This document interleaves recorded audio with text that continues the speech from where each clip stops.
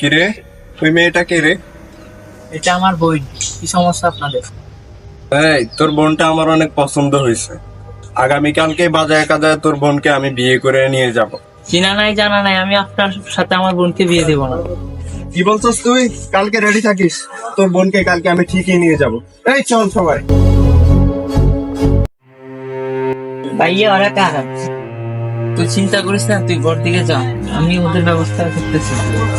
কিরে ছোট ভাই, এলাকার কি খোঁজ খবর এগুলো রাখস? জি ভাই রাখিস।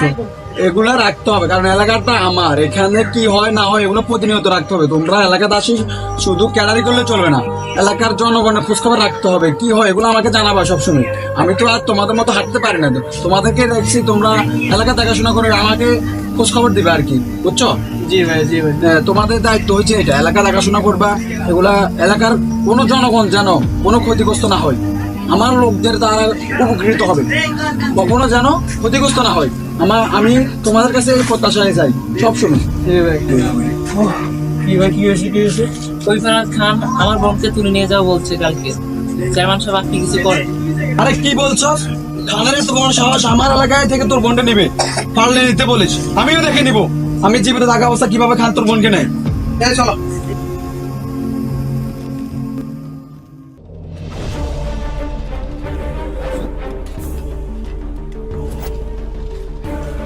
এই, আজকে বিয়ে করার ডেট তাই না? জি ভাই। চল আজকে বিয়েটা সেরে ফেলি। তো সবাই চল।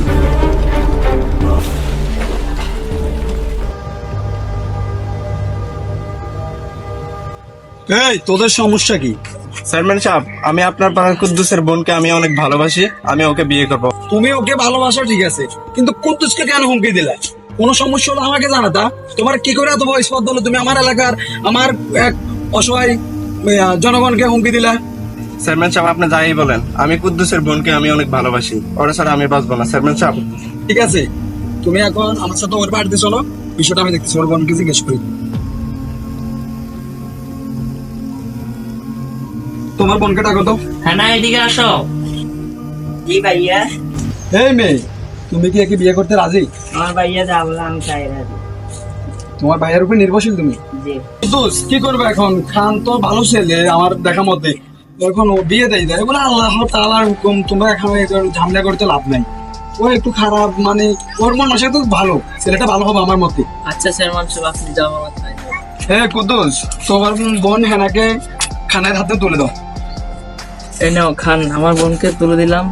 ওরা দেখে শুনে রাখবা, ওরে কোনো কষ্ট দিও না। আচ্ছা ভাইয়া, আপনি টেনশন করেন না, আপনার বোনকে আমি কখনো কষ্ট দিব না। আর আপনাকে আমি যা বলছি সেটার জন্য সরি। তোমরা মিলে যাও।